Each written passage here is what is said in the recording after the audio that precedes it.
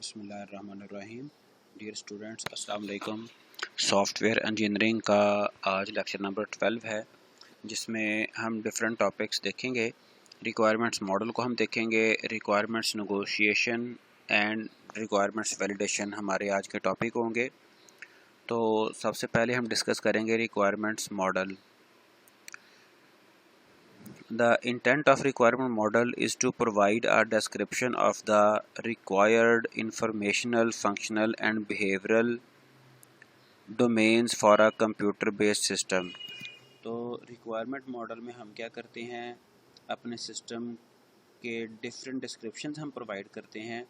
किस लेवल के descriptions? Informational, functional और बिहेवियरल। वो डिस्क्रिप्शन हमारे सिस्टम की इंफॉर्मेशन भी प्रोवाइड करता है, उसके फंक्शंस के बारे में भी बताता है और उसके बिहेवियर के बारे में भी बताता है। The model changes dynamically as you learn more about the system to be built. जैसे जैसे हम रिक्वायरमेंट्स गैदर करते हैं, डिफरेंट स्टेक होल्डर से हम इंटरव्यूज़ करते हैं, उनके साथ हम मीटिंग्स करते हैं, तो हमारा जो मॉडल है वो चेंज होता चला जाता है। And other stakeholders understand more about what they really require. तो हम चूँकि उनको असिस्ट करते हैं, जो हमारा रिक्वायरमेंट इंजीनियर होता है वो असिस्ट करता है उनको, तो वो ख़ुद स्टेक होल्डर्स भी नॉर्मली वो ज़्यादा अवेयर हो जाती है अपने रिक्वायरमेंट्स के बारे में। उनको भी आइडिया हो जाता है कि हमें यही सिस्टम चाहिए, हमारी यही रिक्वायरमेंट्स हैं। There are many different ways to look at the requirements for a computer based system. तो हम रिक्वायरमेंट्स को कई एक डिफरेंट वेज में देख सकते हैं, उनको एक्सप्लेन कर सकते हैं। डिफरेंट मॉडल्स इस बेस पे हमारे बन जाते हैं।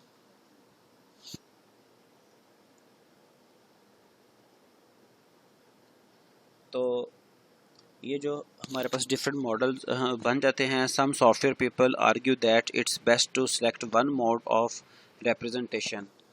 तो बात तो ये कहते हैं कि सिर्फ एक टाइप में ही हम सिर्फ एक तरीके से ही रिक्वायरमेंट्स को बता दें, एक्सप्लेन कर दें, for example by using use case only. लेकिन कुछ डिफरेंट पीपल वो ये भी कहते हैं कि it's worthwhile to use a number of different modes of representation to depict the requirements model. कि हम रिक्वायरमेंट्स मॉडल को मुख्तलिफ़ तरीक़ों से रिप्रेजेंट करें, कि हम जब मुख्तलिफ़ वेज़ में रिप्रेजेंट करेंगे तो बात ज़्यादा क्लियर होगी। बट आज हम कुछ इसके डिफरेंट मोड्स देखेंगे कि किस किस तरह से हम रिक्वायरमेंट्स को मॉडल कर सकते हैं। A set of generic elements is common to most requirements model. उसमें सिनेरियो बेस्ड एलिमेंट्स हैं, क्लास बेस्ड एलिमेंट्स हैं, बिहेवियरल एलिमेंट्स हैं, फ्लो ओरिएंटेड एलिमेंट्स हैं। तो डिफरेंट वेज़ में हम अपनी रिक्वायरमेंट्स को मॉडल कर सकते हैं। सिनेरियो बेस्ड में नॉर्मली यूज़ केस बनाई जाती है, ठीक है जी। क्लास बेस में क्लासेस बनाई जाती हैं, और बिहेवियरल में हम स्टेट डायग्राम वगैरह बनाते हैं। तो ये सारे सिस्टम की रिक्वायरमेंट्स को एक्सप्लेन करने के, डिस्क्राइब करने के मेथड्स हैं।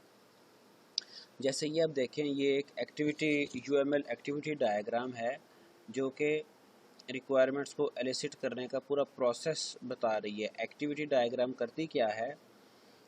ये हमारे किसी भी टास्क को परफॉर्म करने की जो डिफरेंट एक्टिविटीज़ हो सकती हैं, जो एक्शंस हो सकते हैं, वो एक्सप्लेन करती है। यहाँ से अगर आप देखें तो ये एक्टिविटी डायग्राम स्टार्ट, और ये स्टार्ट सिंबल है, ठीक है। एक्टिविटी के स्टार्ट होने का ये सिंबल है, और ये एक्टिविटी के स्टॉप होने का सिंबल है।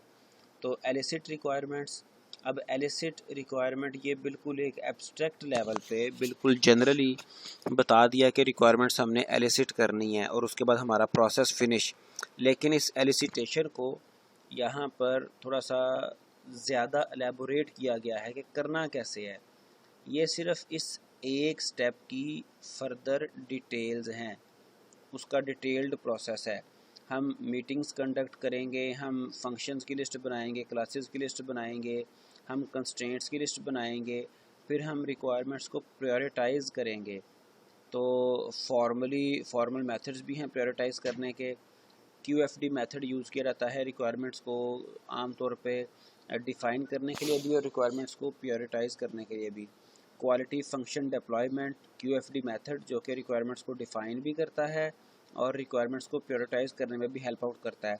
तो हम फॉर्मली या इनफॉर्मली रिक्वायरमेंट्स को प्रायोरिटाइज कर लेंगे और उसके बाद हम फाइनल यूज़ केसेस क्रिएट करेंगे। अब फर्दर ये देखें, यूज़ केसेस को डिटेल में उसकी एक्टिविटीज़ को डिफ़ाइन कर दिया गया, एक्सप्लेन कर दिया गया कि हम एक्टर्स डिफ़ाइन करेंगे, सिनेरियोज़ राइट करेंगे और कंप्लीट टेम्पलेट हम बनाएंगे और साथ साथ हम यूज़ केस डायग्राम ड्रॉ करते चले जाएंगे। तो ये सारी एक्टिविटी डायग्राम है, UML activity diagram for creating use cases. ठीक है, यूज़ केस डायग्राम हमने प्रीवियस लेक्चर में भी मैंने आपको दिखाई थी, उसके सैम्पल्स भी आपके साथ डिस्कस किए थे कि उसमें कौन कौन से, उसमें एक एक्टर होता है, उसमें एक सिस्टम बाउंड्री के लिए हम एक रेक्टेंगुलर शेप यूज़ करते हैं, फिर हमारे पास ओवल शेप्स हैं जो कि यूज़ केसेस को एक्सप्लेन करती हैं, फिर उसकी कुछ रिलेशनशिप्स आ जाती हैं। तो ये एक्टिविटी डायग्राम यूज़ केसेस बनाने के लिए यहाँ पे शो की गई है। उसके बाद नेक्स्ट जो टाइप का मॉडल था वो था क्लास डायग्राम। अब यहाँ पर हमारी बुक में एक सेफ होम प्रोजेक्ट है, केस स्टडी है, जिसको साथ साथ डिस्कस किया जा रहा है। तो उसकी तरफ अभी हम आए नहीं, उसको थोड़ा सा भी हमने नहीं देखा। तो उस सेफ होम में एक फ़ीचर है सेंसर का। तो ये सेंसर के लिए क्लास डायग्राम बनाई गई है। अब क्लास डायग्राम करती क्या है, ये एक स्टैटिक डायग्राम है। स्टैटिक से मुराद ये है कि सिस्टम को स्टैटिकली ये रिप्रेजेंट करती है। ये static view of the application हमें प्रोवाइड करती है। ठीक है जी। और इसमें आप देखें 3 सेक्शन हैं। टॉप पे क्लास का नेम है, ठीक है। उसके बाद ये एट्रीब्यूट्स हैं, इनको आप वेरिएबल्स कह सकते हैं, एट्रीब्यूट्स। और उसके बाद ये जो थर्ड सेक्शन है, इसमें ये मेथड्स आ जाते हैं, जिनको आप फंक्शंस भी कह सकते हैं या कुछ और भी प्रोग्रामिंग लैंग्वेजेस में बेशुमार नाम यूज़ किए जाते हैं। तो ये क्लास के 3 सेक्शंस होंगे, class name, class attributes and class methods. तो ये सेंसर की क्लास है जिसमें इसका टॉप पे नाम आ गया सेंसर।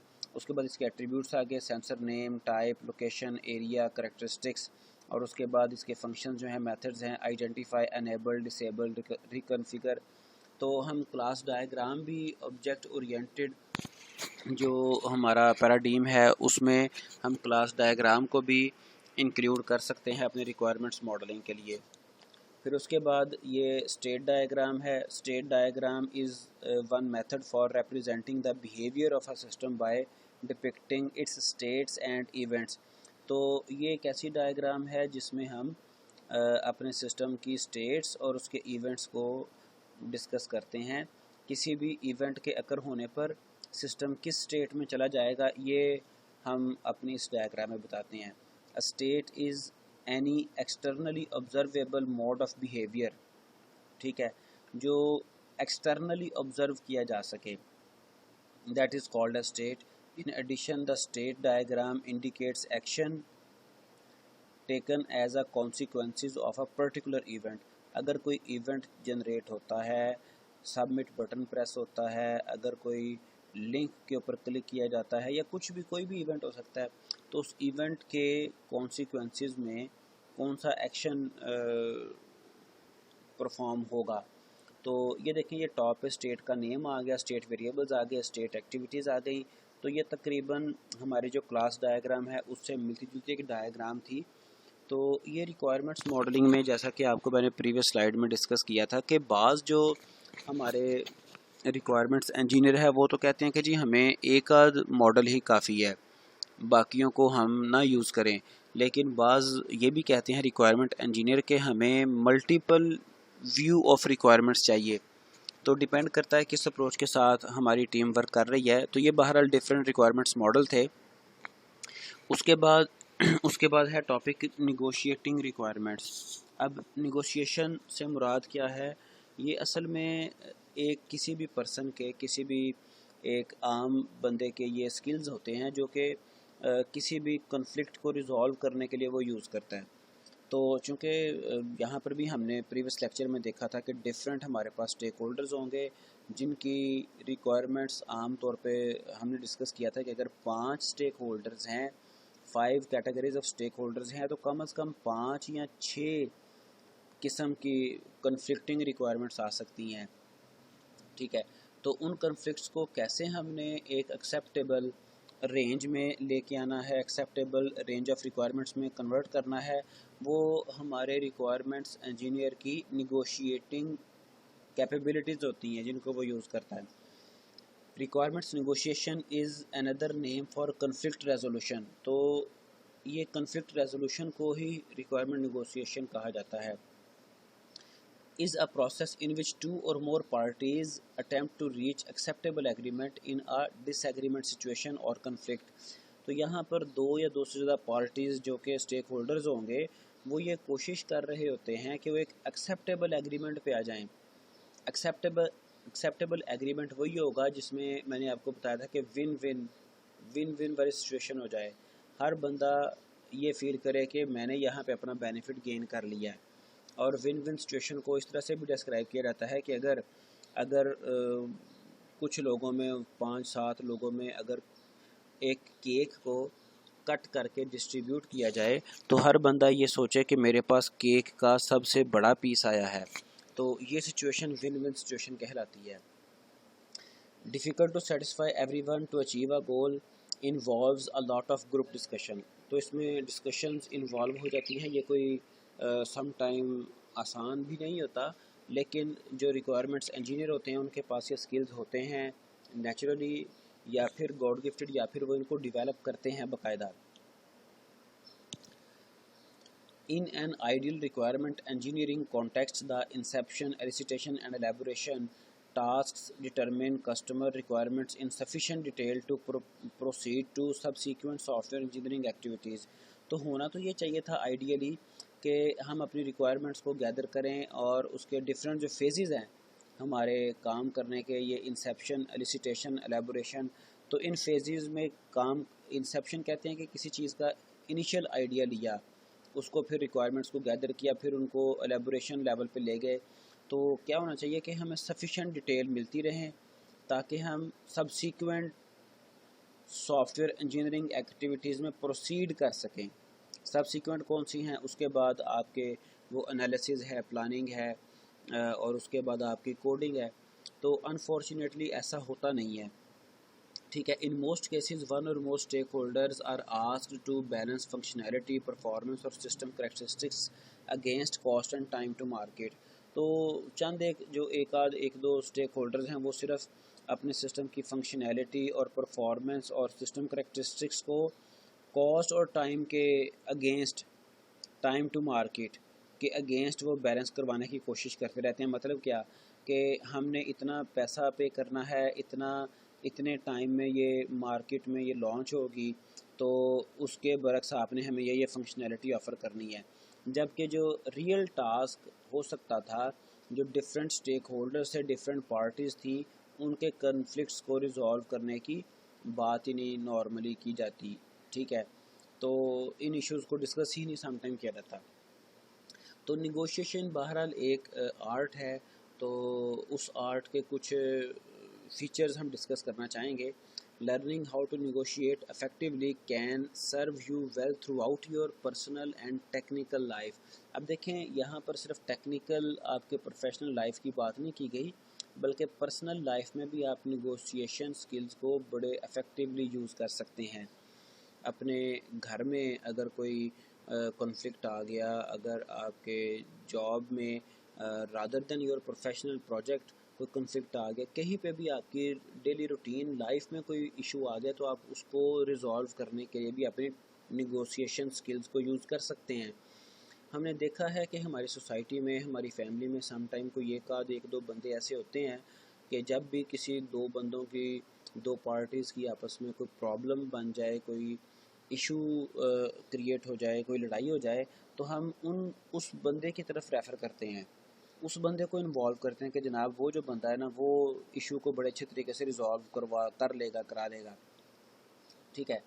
तो the following guidelines are well worth considering for negotiation skills. Recognise that it is not a competition, ठीक है जी। सबसे पहली बात तो ये हमने देखना होती है कि ये कंपटीशन नहीं है कि जिसमें एक विनर होगा और एक लूज़र होगा। टू बी सक्सेसफुल बोथ और all parties have to feel they have won और अचीव्ड समथिंग। तो ये कोई कंपटीशन नहीं है कि कोई एक बंदा जीतेगा, दूसरे को लाजमी तौर पे हारना ही हारना है। ये फ़ुटबॉल का मैच है, हॉकी का मैच है, ये क्रिकेट का मैच है, ऐसा नहीं है। तो इसमें सक्सेस इसी सूरत में जब तमाम पार्टीज़ वो सेटिस्फाइड हो जाएं, तब सक्सेसफुल होगा हमारा नेगोशिएशन प्रोसेस।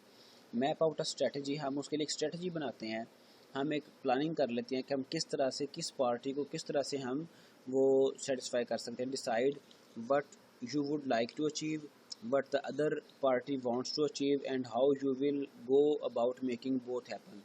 तो हम एक सक्सेस यूँ कह लें कि मैट्रिक्स डिफ़ाइन कर लेते हैं, किस तरह से कौन सा बंदा सेटिस्फाई होगा, तो ये सारा प्रोसेस कैसे मुकम्मल किया जाएगा। आम तौर पे जो जो रिक्वायरमेंट इंजीनियर होता है उसके पास ये स्किल्स होते हैं कि वो जो एक्सेप्टेबल सिचुएशन होती है ना, वो सिचुएशन वो अपनी ज़ुबान की बजाय दूसरे पर्सन से वो उगल।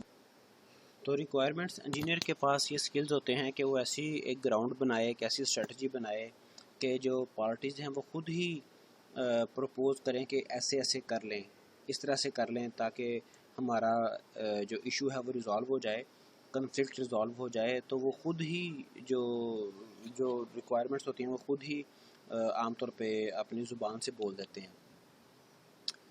उसके बाद लिसन एक्टिवली, ये एक बड़ा स्किल है। जब हमने इशू को नेगोशिएशन करना हो, इशू को रिज़ॉल्व करना हो, तो आम तौर पे होता क्या है कि हम लोग अपने रिप्लाई को प्रिपेयर करने की कोशिश कर रहे होते हैं। हमारे कान एक्टिवली और अफेक्टिवली सुन नहीं रहे होते, बल्कि हम अपने ब्रेन में, अपने माइंड में जवाब देने की तैयारी कर रहे होते हैं कि हमने जवाब क्या देना है। ठीक है, don't work on formulating your response while the other party is talking, it's likely you will gain knowledge that will help you to better negotiate. तो अगर आप सुनेंगे तो आप अच्छी तरीके से निगोशिएट करने के काबिल हो जाएंगे। आपको एक दूसरे बंदे की बातों से ही आंसर मिल जाएगा, दूसरे बंदे की जो बातें हैं वो सुनने से आपको उसके प्रॉब्लम का पता चल जाएगा, तो आप निगोशिएट ईज़िली कर सकते हैं। Focus on the other parties interest, दूसरे लोगों के इंटरेस्ट पे फोकस करें। Don't take hard position if you want to avoid conflict, कहीं पे आप स्ट्रिक्ट ना हो जाएं, स्ट्रिक्टली स्टैंड ना हो जाएं कि ऐसा हो ही नहीं सकता या फिर ऐसा ही होगा, इस तरह की पोजीशन में ना चले जाएं, बल्कि थोड़ी सी फ्लेक्सिबिलिटी अपने अंदर, अपने जो मामलात हैं उनमें टैकल करने में होनी चाहिए। Don't let it get personal, और उसको पर्सनल नहीं लेना, क्योंकि आप कन्फ्लिक्ट रिजॉल्वर हैं, निगोशिएटर हैं आप। ठीक है, focus on the problem that needs to be solved. Be creative, लाजमी नहीं है कि कोई जो आपने पहले से रोड मैप बनाया है, मैप आउट स्ट्रेटजी, जो आपने स्ट्रेटजी बनाई है, लाजमी नहीं कि उसी पे ही आपने चलना है। सम टाइम ऐसा होगा कि आपको आउट ऑफ द बॉक्स भी सोचना पड़ सकता है। ठीक है, आउट ऑफ द बॉक्स से मुराद क्या है कि कोई ऐसा सलूशन जो कि किसी ने सोचा ही नहीं। ठीक है, कोई ऐसा सलूशन जो कि पहले कभी हुआ ही नहीं, जिस तरह से काम। तो आउट ऑफ द बॉक्स ऐसी सिचुएशन होती है जो कि नॉर्मल पीपल उसके बारे में नहीं सोचते। ठीक है, be ready to commit once an agreement has been reached, commit to and it and move on. तो जब एक कमिटमेंट हो गई तो अब फिर आप उस कमिटमेंट के साथ चलें। ठीक है, एग्रीमेंट जब बन गया, कमिटमेंट हो गई, तो उसके साथ फिर चलें आप। तो उसके ये कुछ टेक्निक्स थी, ये कुछ नेगोशिएशन स्किल्स के लिए गाइडलाइंस थी। तो अब जो लास्ट टॉपिक है वो है वैलिडेटिंग रिक्वायरमेंट्स। तो वैलिडेशन से मुराद क्या है कि रिक्वायरमेंट्स गैदर हो गई, कॉन्फ्लिक्ट्स हमारे रिजॉल्व हो गए, हमने रिक्वायरमेंट्स फाइनलाइज कर ली, तो अब एक दफ़ा उसको रिव्यू करना है, एक दफ़ा फाइनली उसको देखना है कि हमारी रिक्वायरमेंट ये सारी कुछ हमारी ब्रेनस्टॉर्मिंग और प्रैक्टिकल कुछ हमारी एक्टिविटीज़ होंगी जिनको यूज़ करते हुए हमने अपनी रिक्वायरमेंट्स को फाइनलाइज करना होता है। तो वैलिडेटिंग रिक्वायरमेंट्स में क्या होगा कि हम एक क्रॉस चेक करते हैं, हम रिव्यू करते हैं कि हमने जो रिक्वायरमेंट्स गैदर करनी थी वही हमने गैदर कर ली हैं या उसमें कोई डेफिशिएंसी रह गई है। कस्टमर्स जो चाह रहा था वही कुछ हमने अपने रिक्वायरमेंट्स मॉडल में लिख लिया है, अपने सॉफ्टवेयर रिक्वायरमेंट डॉक्यूमेंट में हमने वही कुछ सेम चीज़ें लिख ली हैं या नहीं। SRS हमारा नॉर्मली एक डॉक्यूमेंट बनता है, सॉफ्टवेयर रिक्वायरमेंट स्पेसिफिकेशन। तो उसको हम अब वैलिडेट किस तरह से करेंगे। As each element of the requirement model is created, it is examined for inconsistency, omission and ambiguity. तो हम अपनी requirements की inconsistency को देखेंगे, उसमें अगर कोई omissions हैं, errors हैं या फिर उसमें कोई doubt है तो उसको हमने cross check करना है, उसको examine करना है। एग्ज़ामिन क्या होता है कि जिस तरह से हम एग्ज़ामिनेशन होते हैं स्टूडेंट्स का रिव्यू करते हैं, असेसमेंट होती है स्टूडेंट्स की, उसी तरह से हमने अपनी रिक्वायरमेंट्स को असेस करना है कि क्या ये इनकंसिस्टेंट हैं, क्या इनमें कोई ओमिशन तो नहीं रह गया, कोई एरर, कोई प्रॉब्लम, कोई डेफिशिएंसी, कोई इनमें कोई डाउट तो नहीं है। अब the requirements represented by the model are prioritized by the stakeholders and grouped within requirement packages। तो उसको हम प्रायोरिटाइज भी कर लेते हैं, करवा लेते हैं, समटाइम QFD से, समटाइम उसको हम इनफॉर्मली, और उसके पैकेजेस भी बना लेते हैं रिक्वायरमेंट्स के। तो a review of the requirements model addresses the following question. तो जो रिव्यू हमने करना है, वैलिडेशन हमने करनी है, उसके लिए हमें कुछ क्वेश्चंस सोचने पड़ेंगे, कुछ क्वेश्चंस के आंसर हमें मिलने चाहिए, ठीक है। तब हमारी रिक्वायरमेंट्स वैलिडेट होंगी, तब ये श्योर होगा कि हमारी जो रिक्वायरमेंट्स हमने गैदर की हैं वो वैलिडेट हैं, वो सही हैं, उनमें कोई इनकंसिस्टेंसी नहीं है, कोई एम्बिगिटी नहीं है उनमें। अब वो क्वेश्चंस क्या क्या हैं कुछ की points. Is each requirement consistent with the overall objective. Overall objective के साथ हमारी हर रिक्वायरमेंट कंसिस्टेंट है कि नहीं। मिसाल के तौर पे अगर अगर ओवरऑल मैं सिर्फ एग्जांपल दे रहा हूँ कि अगर ओवरऑल हमारा ऑब्जेक्टिव था कि हमने कम बजट में हमने डेवलपमेंट करवानी है, ठीक है, कम खर्च वाला मशीन, तो ऐसा तो नहीं है कि कोई किसी एक स्टेक होल्डर की जो रिक्वायरमेंट्स हैं वो बहुत ज़्यादा बजट ले रही हैं, तो ये ओवरऑल ऑब्जेक्टिव से हट गई बात, तो वो कंसिस्टेंट ना रही, ठीक है। ये सिर्फ मैंने आपको एग्जांपल दी है, लेकिन आमतौर पे ऐसा कोई ऑब्जेक्टिव होता नहीं है। तो जहाँ पर होगा डेफिनेटली वहाँ पर तो हमें परफॉर्मेंस के ऊपर कॉम्प्रोमाइज़ करना पड़ेगा। Have all requirements been specified at the proper level of abstraction. तो हम अपनी रिक्वायरमेंट्स को एक ख़ास लेवल ऑफ एब्स्ट्रैक्शन पे डिस्कस करते हैं, ठीक है, बिल्कुल कंक्रीट स्पेसिफिक नहीं हो जाते। तो ये हमने देखना है। Do some requirements provide technical details that is necessary at this stage. तो जो टेक्निकल डिटेल्स नेसेसरी हैं वो हमने जहाँ पर नेसेसरी होंगी वहाँ पर प्रोवाइड करनी है। अगर वो कर ली हैं तो it is okay, otherwise we have to do. Is the requirements really necessary और does it represent an add on feature. अब ये जो एड ऑन फीचर हैं ये हमारे वो इजाफी फ़ीचर होते हैं जिसको हम सम टाइम इग्नोर भी कर सकते हैं, ठीक है।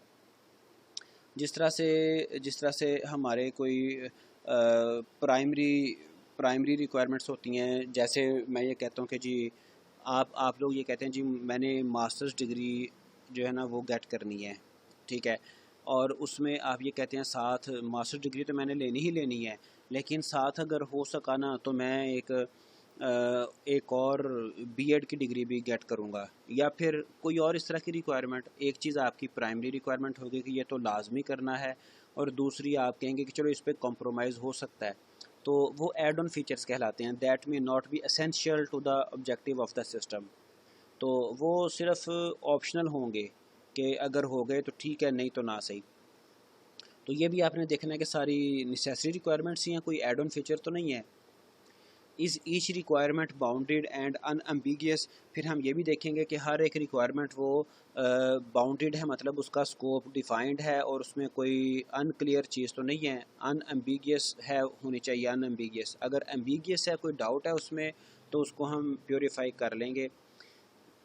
That is a source a specific individual noted for each requirement, के हर जो रिक्वायरमेंट है वो किस स्टेक होल्डर की तरफ से आई है। स्पेसिफिक इंडिविजुअल कौन सा स्टेक होल्डर था, मैनेजर था, ऑनर था या कोई और। Do any requirements conflict with other requirements. कोई रिक्वायरमेंट्स का आपस में कन्फ्लिक्ट तो नहीं है, ठीक है। तो उसके बाद is each requirement achievable in the technical environment. किसी रिक्वायरमेंट को अचीव करने के लिए कोई ऐसी टेक्निकल स्पेशलिटी, कोई ऐसी स्किल्स तो नहीं चाहिए जो हमारे पास हैं नहीं। That will house the system और प्रोडक्ट जिसके लिए हमें जो हमारे हाउस में हमारे टीम के पास ना हो, ठीक है। तो ये भी हमने देखना है कि हमारी जो रिक्वायरमेंट्स हमने बना के देनी है, फुलफ़िल करनी है सिस्टम के बारे में, उसकी फंक्शनैलिटी हमने बिल्ड करनी है, तो टेक्निकली हम उसके बारे में स्ट्रॉन्ग हों, हमें उसका आइडिया हो। Is each requirement testable once implemented, फिर हर रिक्वायरमेंट को टेस्ट करने का मेकनिज़म भी होगा कि ये रिक्वायरमेंट सक्सेसफुली इम्प्लीमेंट हो गई है कि नहीं। तो उसके टेस्टेबल भी हमने देख लिया कि उसका टेस्टेबल हमने सोच लिया है, डिज़ाइन कर लिया है, उसको फार्मूलेट कर लिया है कि नहीं। Is requirements model reflect the information function and behaviour of the system, ये भी हमने देखना है। Have requirements patterns been used, तो रिक्वायरमेंट पैटर्न भी यूज़ किए जा सकते हैं। पैटर्न्स आपको प्रीवियस लेक्चर में भी किसी में बताया था कि पैटर्न्स हमारे पास जो अगेन एंड अगेन प्रॉब्लम्स हमें फेस करना पड़ती हैं, उनको सॉल्व करने के लिए हमारे पास कोई प्री डिफाइंड टेम्पलेट्स होते हैं जो कि प्रॉब्लम को सॉल्व करने के लिए हमें गाइडलाइंस प्रोवाइड करते हैं। तो हम ये देखेंगे कि हमने कोई पैटर्न तो नहीं यूज़, तो हमने ये भी देखना है कि कोई पैटर्न हमने यूज़ किया है अपने रिक्वायरमेंट्स मॉडलिंग के लिए। Have all patterns been properly validated, तो अगर यूज़ किए हैं तो उनको प्रॉपरली वैलिडेट कर लिया गया है। और all patterns consistent with customer requirements, तो अगर पैटर्न यूज़ किए हैं तो कस्टमर की रिक्वायरमेंट्स के साथ कंसिस्टेंट हैं कि नहीं। तो ये कुछ क्वेश्चंस थे, ये कुछ चीज़ें थी जिनको हमने, जिन पॉइंट्स को हमने, जिन क्वेश्चंस के हमें आंसर चाहिए फॉर वैलिडेटिंग रिक्वायरमेंट्स। तो ये हमारे आज के टॉपिक में कुछ चीज़ें शामिल थी। आज हमने सबसे पहले रिक्वायरमेंट्स मॉडल देखा और रिक्वायरमेंट्स मॉडलिंग के डिफरेंट हमने उसके कंपोनेंट्स देखे, उसके डिफरेंट टाइप के मॉडल्स देखे। फिर उसके बाद हमने निगोशिएटिंग रिक्वायरमेंट्स को देखा कि हम किस तरह से निगोशिएट कर सकते हैं, आर्ट ऑफ निगोशिएशन हमने देखा। फिर उसके बाद जो तीसरा टॉपिक था वो वैलिडेटिंग रिक्वायरमेंट्स। तो ये कुछ प्रैक्टिकल चीज़ें हैं, कुछ उसमें थ्योरेटिकल चीज़ें हैं, और आ जाके एक स्किल्स हैं जिनको यूज़ करते हुए हमने अपनी रिक्वायरमेंट्स गैदरिंग करनी है, कन्फ्लिक्ट रिजॉल्व करने हैं और रिक्वायरमेंट्स मॉडल हमने बनाने हैं। तो आज का हमारा टॉपिक इतना ही था। इंशाल्लाह ताला नेक्स्ट वीक में अगले टॉपिक के साथ हम फिर मिलेंगे। तो टेक योर बेस्ट केयर। अल्लाह हाफिज़।